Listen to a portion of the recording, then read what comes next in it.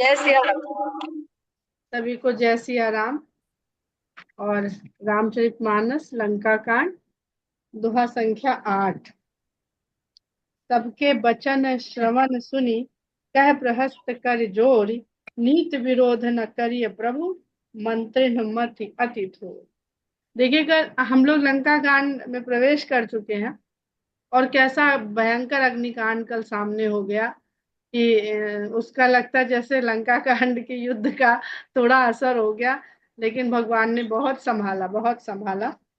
नुकसान नहीं हुआ उनके यहाँ ज्यादा। तो अब कल का हम लोग का पूरा सेशन भी काफी डिस्टर्बिंग रहा।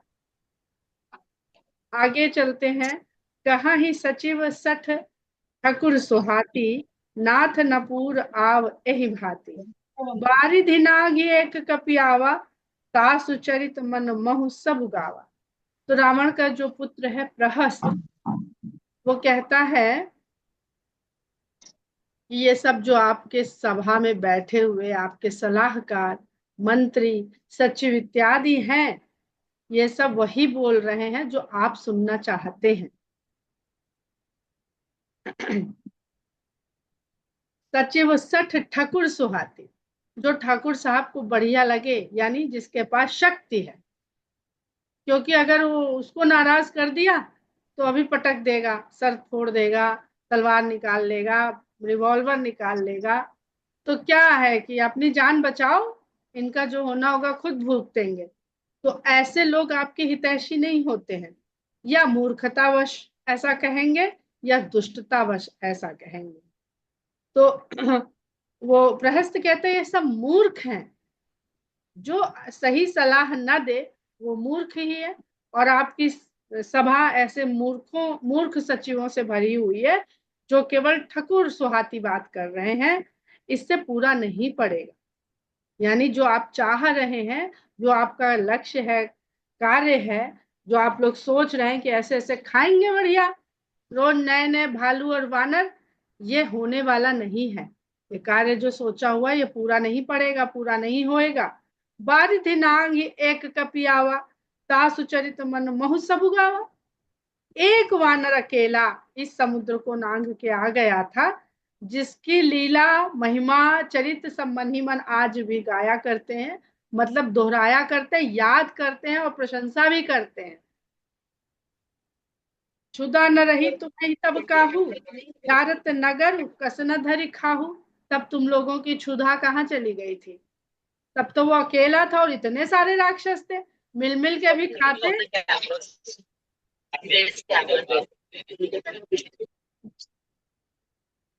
मिल मिल के भी सब जने खाते, तो आराम से खा लेते। तब तुम्हारी भूख कहाँ मर गई थी? तो क्षुधा न रही तुम्हें तब काहू, तब किसी को भूख नहीं लगी थी क्या? जब वो आया था सब तृप्त थे, अघाए हुए थे।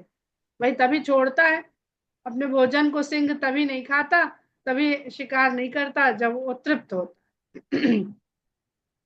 जारत नगर कस न धरि खाओ। चलो ठीक है, जब तक तो कह दोगे कि भाई दूध को मारा नहीं जाता, कह दोगे कि विभीषण नहीं तो ये सलाह दी थी इसलिए नहीं खाया। पर जब दूध तुम्हारी लंका को जलाने लगा तो खा लेते। तब तो नुकसान कर रहा था, तब तो वो दूध का जो सीमा थी उसको तोड़ दिया था उसने, तभी खा लेते उसे। तब क्यों नहीं खाया? सुनत नीक आगे दुख पावा। इसलिए ये जो आपके सलाहकार हैं, इनकी बातें सुनने में तो बहुत अच्छी हैं। सुनत नीक आगे दुख पावा, अभी सुनने में अच्छी है पर आगे ये आपको दुख देने वाली हैं। सचिवन असमत प्रभु ही सुनावा। हे प्रभु, ये सचिव, ये आपके मंत्रीगण आपको सिर्फ वही विचार, वही मत आपको बता रहे हैं जो आपको सुनने में अच्छा है लगेगा, पर वास्तव में वो दुखदाई है। जही बारिश बंधायो हेला, उतरे सेन समेत सुबेला। अभी एक वानर आया था, तब का हाल याद कर लीजिए। और अब तो खेल खेल में बहुत सरलता से जिसने समुद्र के ऊपर सेतु बंधवा लिया और सेना के समेत सुबेल पर्वत पर आकर के उतर गया। अब तो सेना आ गई है, तब तो दूत आया था, उसका तो काम भी नहीं था मार काट करना। सेना का तो काम ही है युद्ध लड़ना। सो भनु मनुज खाव हम भाई, बचन कहाई वाह। सब गाल फुलाई। उसको हम लोग मनुष्य मान रहे हैं और कह रहे हैं उसको खा जाएंगे। ये सब केवल अपनी डींगे मारने का काम है, गाल फुला रहे हैं, सब डींगे मार रहे हैं, पूरी गप्पे कर रहे हैं। तात बचन मम सुन अति आदर, जनि मन गुनहु मोहि करि कादर। हे तात, मैं जो भी कह रहा हूं आदर सहित बस सुनिए, तो ध्यान तो दीजिए जरा सा। मैं छोटा हूँ, आपके मंत्रियों में नहीं हूँ, तो मुझे मेरी बात को इस तरह से हल्के में ना ले लीजिएगा। जनि मन गुनहु मोहि करि कादर, और ना ही मन में अपने मुझको कायर समझिएगा कि मैं युद्ध से डर के ऐसा कह रहा हूं, क्योंकि एक भाई मारा जा चुका है, अक्षय कुमार। ऐसा तो नहीं कि मेरे मन में भी डर बैठ गया हो कि बारी बारी से हम सब मारे जाएंगे, तो ये मत सोच लीजिएगा, मुझे कायर मत मान लीजिएगा। प्रिय बानी जय सुनहि जय कहा है, ऐसे नर निकाय जगह है। जो प्रिय लगे ऐसी बात कहने वाले और ऐसी बात सुनने वाले संसार में ढेरों के ढेर मिलेंगे, बहुत मिलेंगे। देखिए लंका कांड में गोस्वामी जी ने बहुत सुंदर दो चीजें कही हैं, जगह जगह पर चरित्र के द्वारा और चौपाई के द्वारा, दोनों के द्वारा बताई कि संसार में लोग कैसे ज्यादा हैं और कैसे कम है। और रावण के दरबार में, रावण की लंका में ये सीख दे रहे हैं गोस्वामी जी। यूं तो देखने में क्या है, अगर हम आर्यावर्त की सीमा को देखें तो बहुत बड़ा सीमा क्षेत्र है भूमि के आधार पर, और लंका बहुत छोटा सा क्षेत्र। तो निश्चय ही जो बड़े क्षेत्र में लोग रह रहे हैं वो अधिक होंगे, और जो छोटे क्षेत्र में रह रहे हैं वो कम होंगे जनसंख्या वितरण के हिसाब से। लेकिन जो छोटी सी लंका क्षेत्र के लोग हैं वो अतिक्रमण करते हुए दंडकारण्य तक पहुंच गए हैं, और वहां पर अपनी जीवन शैली, अपनी विचारधारा, अत्याचार, शोषण, दमन की नीति, इन सब का वर्चस्व फैला रहे हैं। अब तुलसीदास जी इस बात को यहाँ पर बताकर हमें कलयुग की एक चित्र हमारे सामने खींच रहे हैं कि जीवन में जब कलयुग आ जाएगा, ये कथा जब कलयुग में लोग सुने, वो तो कलयुग में लिख रहे हैं ना गोस्वामी जी तो और उनके समय में कैसा चित्र है भारत भूमि का, तो उसको भी वो ध्यान में रख रहे हैं कि जब त्रेता में ये हालत थी तो कलयुग में क्या हालत है, वो सब जगह देख रहे हैं उस बात, उस परिस्थिति को। तो कहते हैं प्रिय बानी जे सुनहि जे कहाहि, ऐसे नर निकाय जग।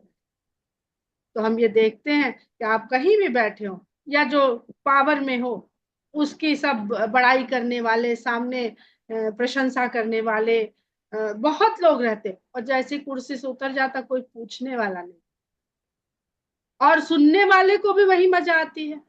वो भी सुनने को वही, अगर कोई उसको सच्ची बात बता दे तो उसका पद का मद इस कदर अहंकार के रूप में छाया रहता है कि उसको कहिए तो निकाल बाहर करे, कहिए ट्रांसफर कर दे, कहिए सस्पेंड कर दे, कहिए बर्खास्त ही कर दे।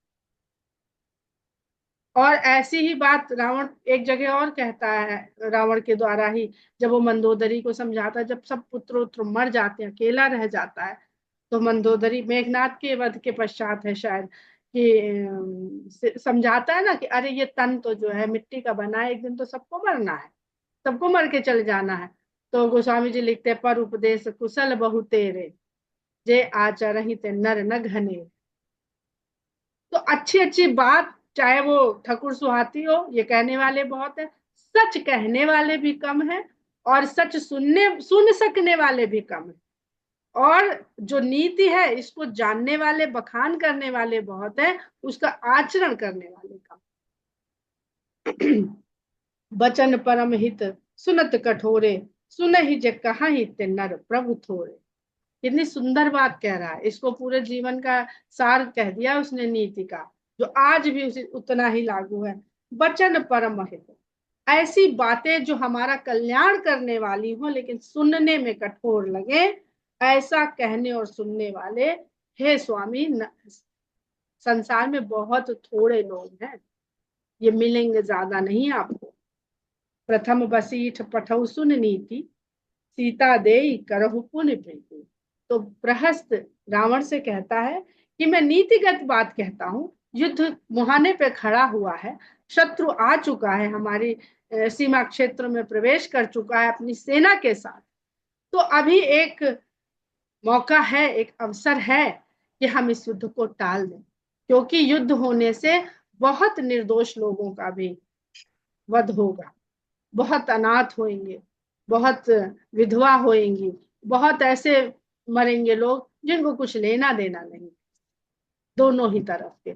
तो कहता है कि सबसे पहले तो नीति के अनुसार कार्य करिए कि अपना दूत भिजवाइए, वहां से तो दूत आ चुका है, आप एक बार अपना दूत भिजवाइए और सीता जी को देने की बात करिए और प्रीति का यानी संधि का संदेश उन तक पहुंचाइए।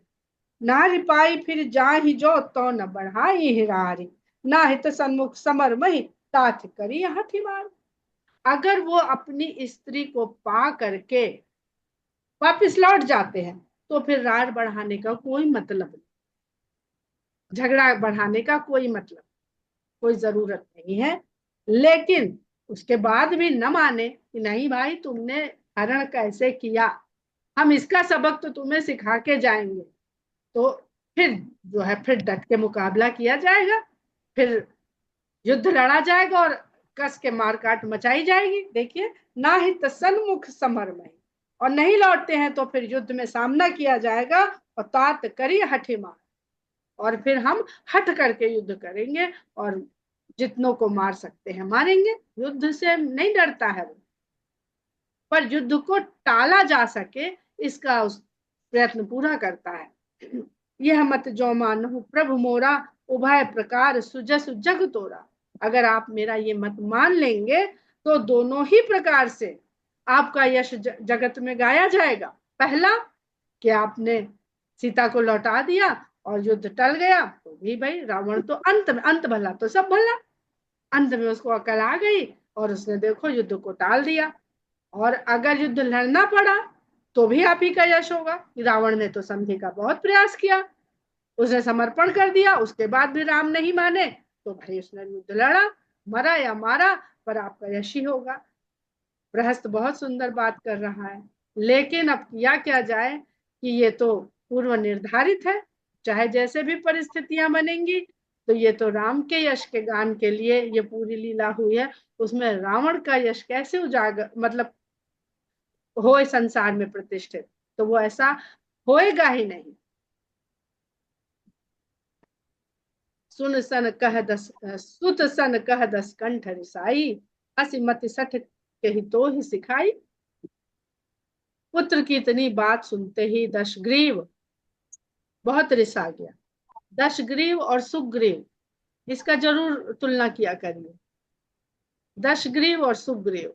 सुग्रीव भी भोग विलासी प्रवृत्ति के हैं, पर एक हनुमान जी के कहने से वो उस ग्रीवा को भगवान के चरणों में झुका दे।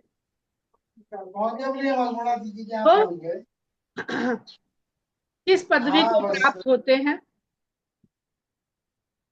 सब जानते हैं, और ये दशग्रीव है, दशग्रीव इनको कितने लोग सिखा रहे हैं, मतलब भाई ने सिखाया, नाना ने सिखाया, मंत्री ने सिखाया, उनके दूतों ने सिखाया, पुत्र सिखा रहा है, पत्नी सिखा रही है, लेकिन अहंकार से तनी हुई जो ग्रीवा है वो झुकने को तैयार है। सुन सुत सन कह दस कंठ रिसाई, पुत्र की ऐसी बातें सुन करके दशकंठ क्रोधित हो गया और कहता है मूर्ख, तुझको ये शिक्षा किसने दी है, ये सब तुझे किसने सिखाया। सोचता होगा कि वहां जाते हैं तो मंदोदरी यही पाठ पढ़ाने लगती है, यहाँ आते हैं, कहते हैं ना माताएं पुत्र को, संतान को जैसे चाहे वैसे सिखा ले, बरगला ले जिसको कहते, पिता के चाहे तो पिता के फेवर में कर दे, चाहे तो खिलाफ कर दे, बहुत सारे घरों में इस तरह की, और ये सत्य है। तो उसको ये लग रहा है कि सारा का सारा जो मेरा परिवार है ये कहाँ से सब ये शिक्षा पा रहा है कि हमारा इतना बल, इतना पौरुष, इतना पुरुषार्थ ये किसी को दिख ही नहीं रहा है, सबके सब जो है उसी का बखान किए जा रहे हैं जिसको हम कुछ समझ ही नहीं रहे। अब वही ते उर संशय हुई, अभी तो युद्ध शुरू नहीं हुआ और तुम्हारे मन में अभी से संशय पड़ गया, यानी पराजय दिखने लगी तुम्हें अपनी। बेनुमूल सुत भयो भ्रम, ऐसा लगता है कि बेनुमूल से बांस की जड़ बोई गई, लेकिन उसमें घमोई का वृक्ष निकल आया। घमोई ऐसा लगता है जिसको हम लोग भटकटैया कहते हैं, जो अपने आप उगाता है, कटीली एक झाड़ी होती, पीला पीला फूल होता है, जहरीला होता है और इतना कटीला होता है कि खेत वेत में तो खैर उगने ही नहीं दिया जाता है, जहां भी उगाता है वही वही फैलता है, कोई भी लाभकारी वनस्पति को पनपने नहीं देता। अब कितनी उल्टी बात कर रहा है, जो पुत्र उसको सही सलाह दे रहा है उसको वो घमोए कह रहा है कि वो किसी को पनपने नहीं देना चाहता, जबकि वो रावण को बचाने की बात कर रहा है। सुन पितु गिरा परुष अति घोरा, चला भवन कही बचन। जब प्रहस्त ने पिता की इस प्रकार कठोर और घन घोर वाणी सुनी, तो वो भी कठोर वचन कहता हुआ अपने भवन की ओर चला गया।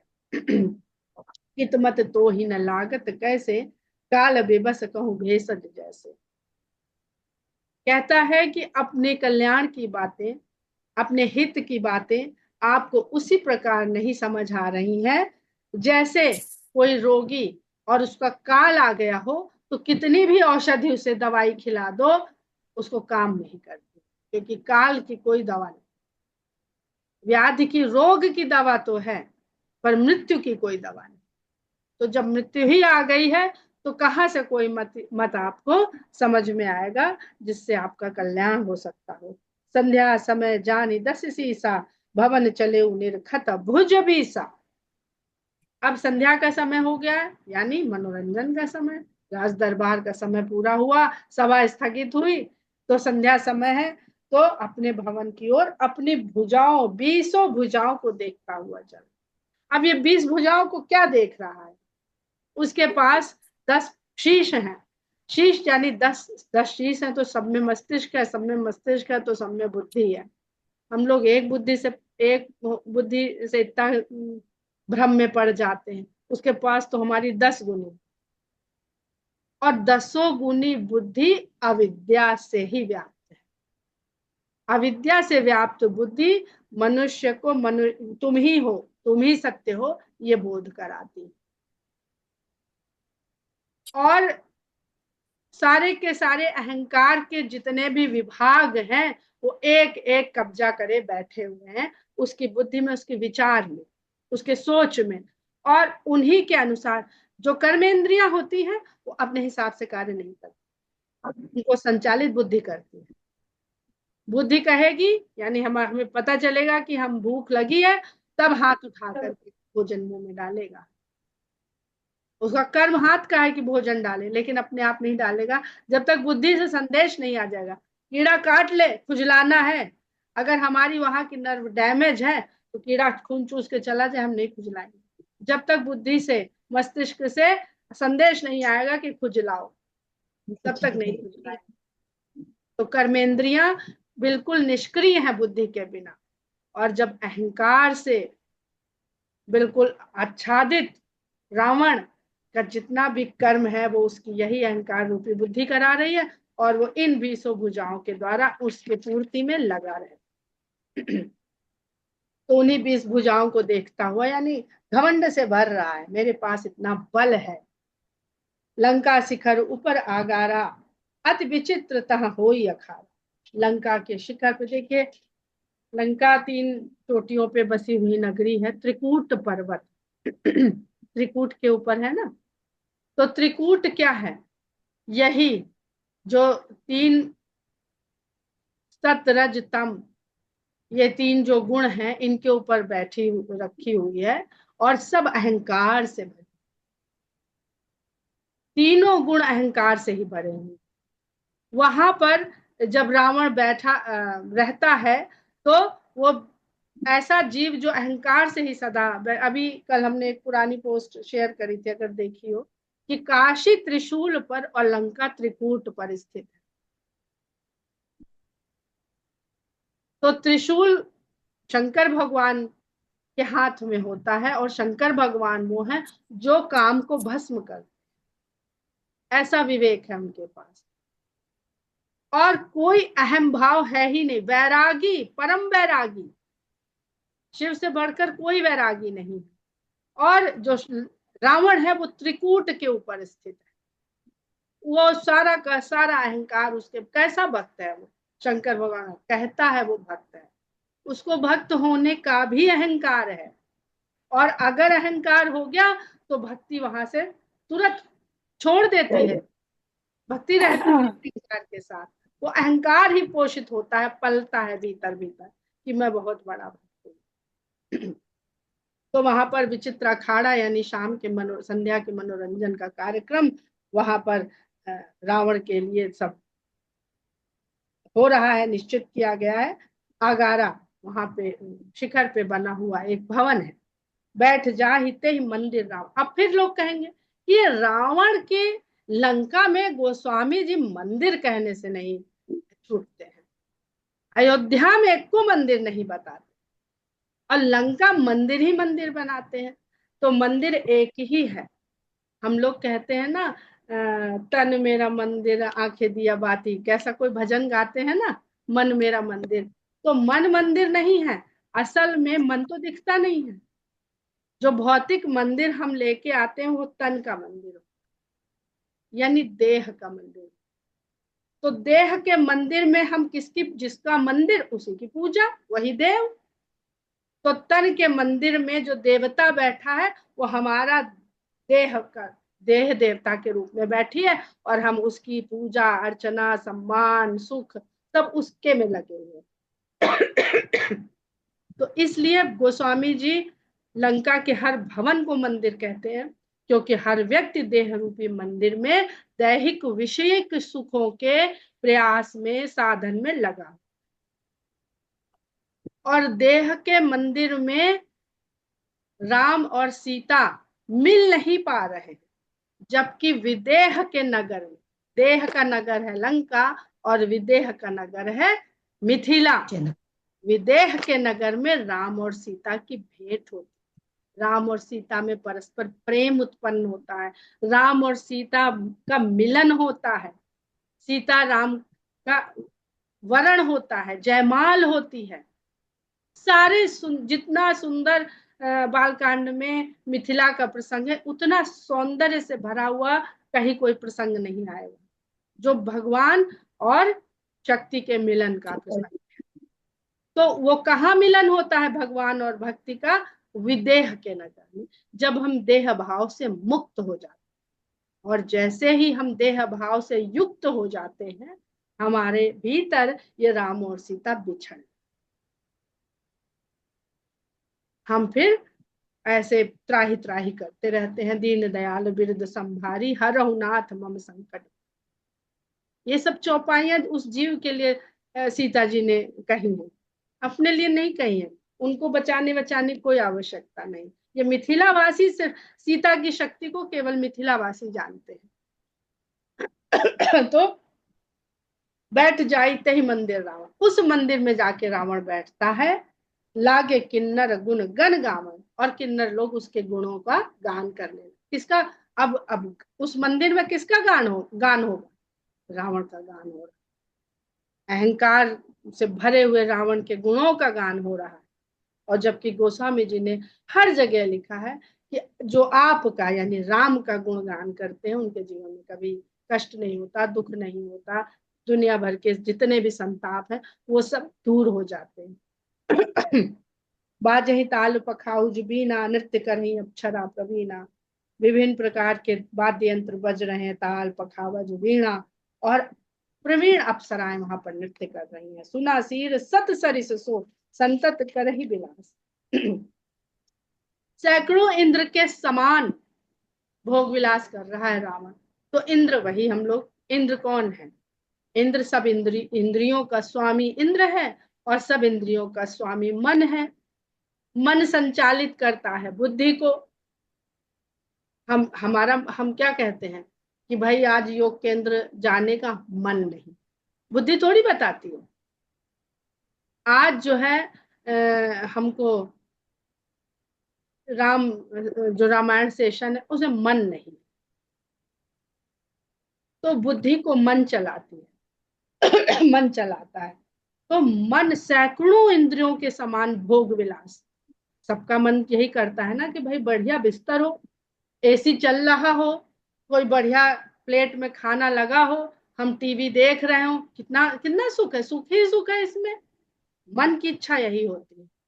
किसी का मन नहीं करता है कि गर्मी है, लाओ जरा बाहर निकल के देखा है वो गरीब आदमी कैसे बैठा हुआ है, वो एक 10 मिनट कोई बैठ के देख ले धूप में, या कोई जंतु जानवर। पिछली बार भी हमने कहा था जब हम एसी चलाते हैं, हम भी नहीं सोचते, हम इसमें कोई अपनी प्रशंसा नहीं कर रहे हैं कि हमने एसी चला दिया है, जो गर्म हवा फेंक रहा है, बाहर ही बरगद का पेड़ है, इसमें जो गिलहरी और चिड़िया रहती है उनकी क्या दशा हो, एक सेकंड को नहीं सोचते। तो ये पाप चढ़ रहा है हमारे। हमें हमारा मन अपने सुख की बात करता है, मन कभी दूसरे के सुख की बात करता ही नहीं है। तो सैकड़ों इंद्रों के समान वो लगातार भोग विलास में लिप्त है, लगा हुआ है। परम प्रबल रिपुशीस पर, परम प्रबल शत्रु सामने सिर पर आ खड़ा हुआ है। तद्यपि सोच न त्रास, तभी उसके ना कोई चिंता है, ना फिक्र है, ना डर है। तो ये इसमें दोनों बात आती हैं कि अहंकार से भरा हुआ व्यक्ति कभी भी सत्य को देख नहीं पाता है, अविद्या से संचालित व्यक्ति कभी भी सत्य को नहीं जान पाता है।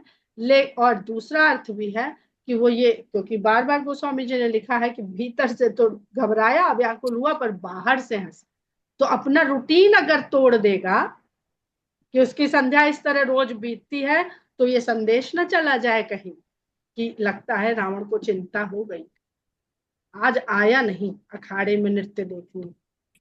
तो इसलिए वो जो इमेज है उसकी, उसको भी बरकरार रखता है। मारीच के प्रसंग के समय इसमें गोस्वामी जी के रामचरितमानस में नहीं है पर अन्य पुस्तक में पढ़ के ये जाना है कि मारीच को जब राम ने बिना फल का बाण मारा था, तो वो समुद्र के पार गिरा था आके।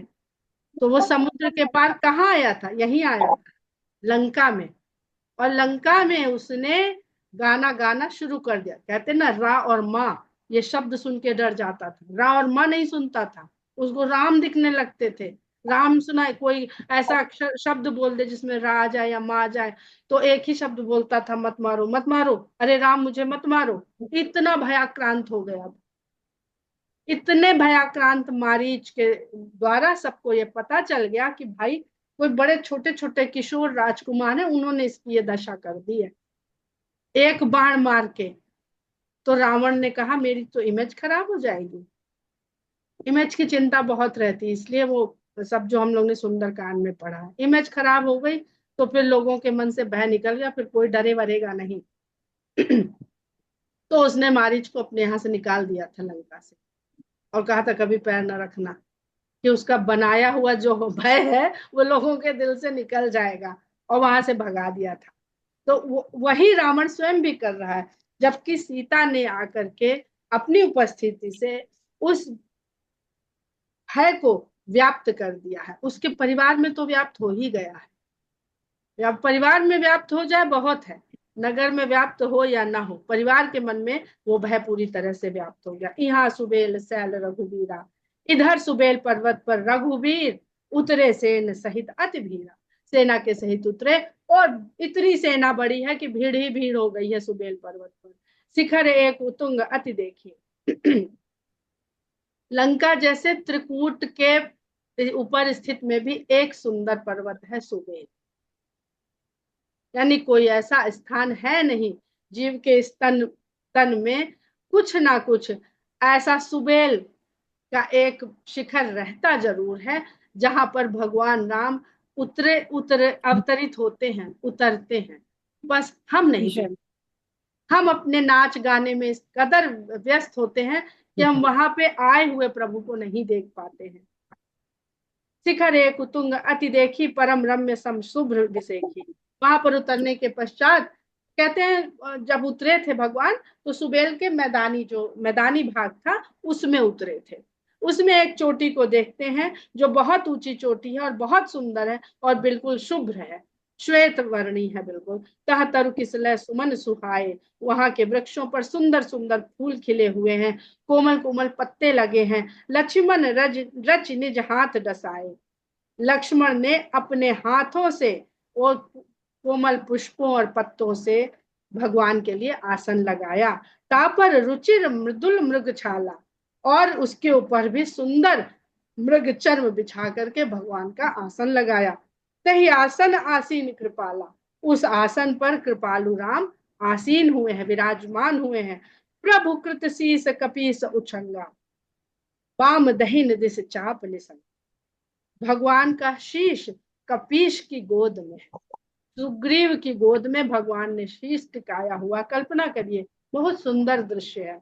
वाम दहिन दिस चाप निशंग, बाई और धनुष और दाई और निशंग यानी तरकश धरा हुआ, यही अवस्था होती है धनुष उठाने की। बाएं हाथ से धनुष उठेगा और दाहिने से अपन। बहुत सुंदर इसका आध्यात्मिक इतना सुंदर है कि क्या ही बताएं। कोशिश करेंगे कल इसको व्याख्या करने की। तुहकर कमल सुधारत बाना, वो तो धरे हुए हैं, दोनों हाथ से भगवान बाण को सुधार ठीक कर रहे हैं, वो तो तैयार है, बाण भी सुधार रहे हैं कि हमारे भीतर के जो दोष है, विकार हैं, कब हम पुकारें कि प्रभु त्राहिमाम पाहिमान, और कब हम इस बाण से इसके विकार रूपी रावण का वध करें। कह लंकेश मंत्र लगी काना, अब लंकेश विभीषण को कह रहे हैं, वहां उतरे हैं, अभी वो विराजमान रावण है, लेकिन गोस्वामी जी लिखते हैं कि विभीषण कान के पास आकर के उनसे मंत्रणा कर रहे हैं। बड़भागी अंगद हनुमाना, चरण कमल चापत विधिमान, बड़े भाग्यशाली हैं हनुमान और अंगद जो भगवान के चरण दबा रहे हैं। प्रभु पाछे लक्ष्मण वीरासन, और भगवान के पीछे लक्ष्मण वीरासन में विराजमान है। कट निसंग कर बाण सरास, भगवान का धनुष बाण धरा है, ध्यान दीजिएगा, पर लक्ष्मण जी वीरासन में कमर पर तरकश और हाथ में धनुष लेकर के बिल्कुल तैयार है। भगवान विश्राम कर सकते हैं पर काल विश्राम नहीं करता, वो सदा अलर्ट रहता है, सदा सजग रहता है। एहि विधि कृपा रूप गुण धाम धाम राम आसीन, धन्य ते नर एहि ध्यान जे रहत सदा लयलीन। पूरब दिशा बिलो की प्रभु देखा उदित मयंक, कहत सबहि देखो शशि मृगपति सरिस असन। पहला दोहा कि एहि विधि कृपा रूप गुण धाम राम आसीन, इस प्रकार कृपा के रूप गुणों के धाम श्री रामचंद्र जी लंका में विराज, और वो मनुष्य धन्य है जो भगवान के इस प्रकार आसीन होने का रूप का ध्यान सदा अपने मन में बनाए रहते हैं और लीन रहते हैं। तो अगर हम इस रूप को भी अपने मन में बसा लें कि हमारे जितने भी दोष विकार, हम किसी दूसरे के वध के लिए नहीं भगवान के ये ध्यान करें, भगवान हम तुम्हारे भक्त है, मेरे शत्रु का तुम जल्दी से ये बाण चढ़ाओ और वध कर दो। हमें अपने भीतर के रावण को मारने के लिए भगवान का ध्यान करना है, उनसे लयलीन होना है। मनुष्य को परमात्मा की लय से लय मिलाने को ही लयलीन कहते हैं, उसी के लिए सारे प्रयास हैं। कोई पढ़ रहा है, कोई लिख रहा है, कोई कविता कर रहा है, कोई योग कर रहा है, कोई जप कर रहा है, कोई यज्ञ कर रहा है, लेकिन जहां ये लय जिसकी मिल गई उसका वही मार्ग है, उसकी वही साधना है। कोई भी मार्ग और कोई भी साधना छोटी बड़ी और सही गलत नहीं होती है। यही पर हम लोग विराम लेते हैं। जय श्री राम। जय श्री राम। जय श्री राम।